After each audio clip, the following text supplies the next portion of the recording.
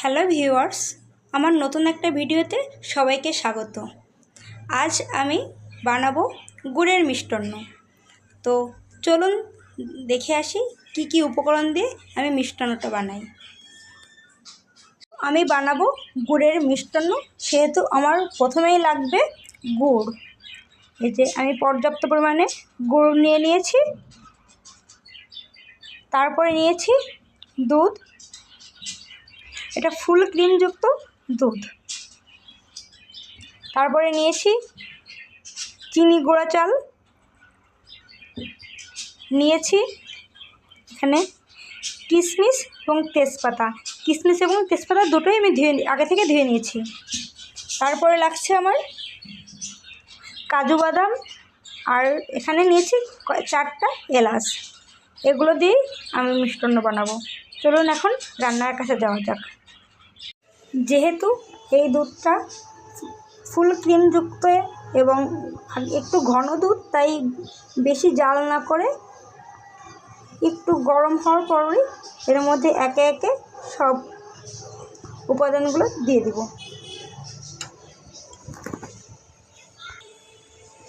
প্রথমেই দিব সেই এলাচগুলোকে, তারপর দিয়ে দিব তেজপাতাগুলো। এখন এই দুধটা বেশ কিছুক্ষণ সময় জাল করে এর মধ্যে দিয়ে দিব চাল।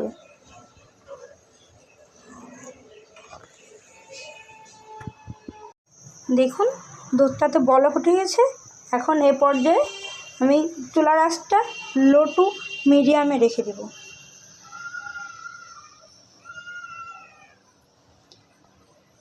লো টু মিডিয়ামে রেখে এখন এই পর্যায়ে দিয়ে দেব সে চিনি গুঁড়া চালটা।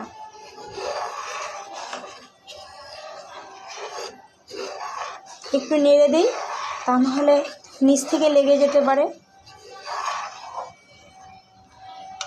দুধটা অনেকটা ঘন।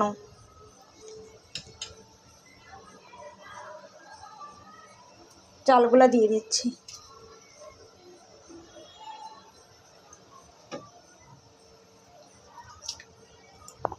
চালটা দিয়ে দিয়েছি। এখন এটা ভালো মতো নাড়িয়ে দিব। নাড়িয়ে লো টু মিডিয়ামে রেখে দিব। তারপর একটু পরপর মাঝে মাঝে এসে এটাকে একটু নাড়িয়ে চাড়িয়ে দিব, যাতে তলাটা না লেগে যায় এবং না পোড়া ধরে। একে একে এর পরে বাদাম এবং কিশমিশ, গুড় সবই দিব।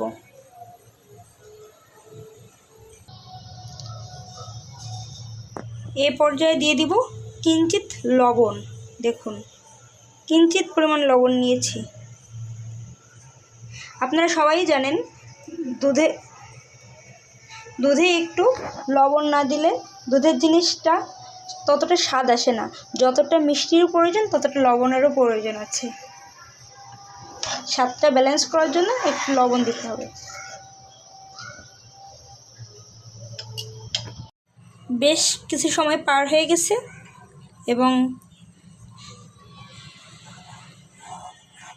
এবং চালটাও অনেকটা সেদ্ধ হয়ে এসেছে।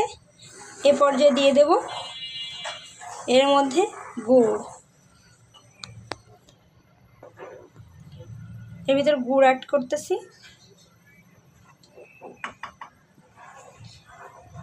যেহেতু আমার গুড়টা একটু ঘন,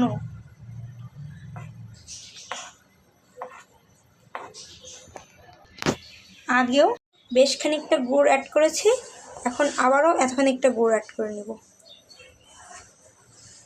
সুন্দর করে মিশিয়ে নেব।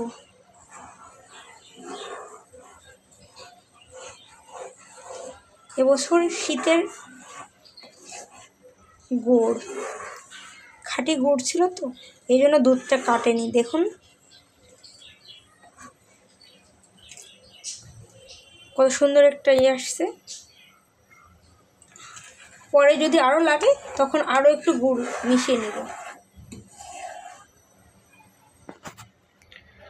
গুড়টা দেওয়ার পরই দিয়ে দেব কাজু বাদামগুলা।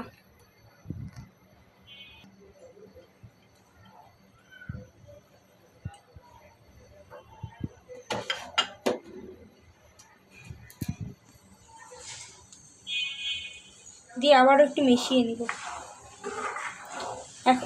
এখনও কিন্তু গ্যাসের ফ্লেমটা হচ্ছে লো টু মিডিয়ামে।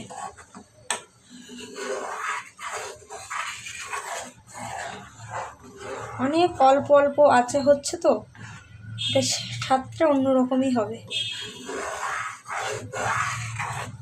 আমার বাসার সবাই এই গুড়ের মিষ্টান্নটা পছন্দ করে,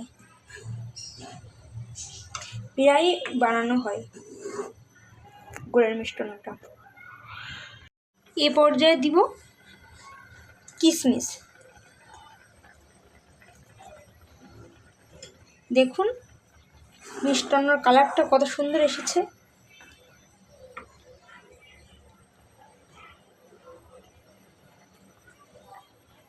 ঘ্রাণটাও অনেক সুন্দর আসতেছে, এত সুমিষ্ট একটা ঘ্রাণেই অনেকটা খাওয়া হয়ে যাচ্ছে। কোনো খাবার কতটা ভালো এবং কতটা খারাপ হয় তার ঘ্রাণেই অনেকটা বোঝা যায়, যে খাবারটা কতটা টেস্টি হয়েছে এবং খাবারটা কতটা মজার হয়েছে খেতে, এটা বোঝা যায়। ফুটতেছে,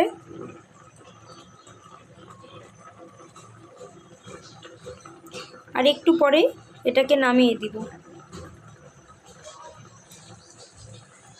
আমার গুড়টাও ঠিকঠাক হয়েছে, মিষ্টিটাও মানে পারফেক্ট হয়েছে, আর গুড় দেওয়া লাগেনি। যতটুকু দিয়েছিলাম ততটুকুতেই পারফেক্ট হয়েছে। এ পর্যায়ে এটাকে আমি নামিয়ে দিব।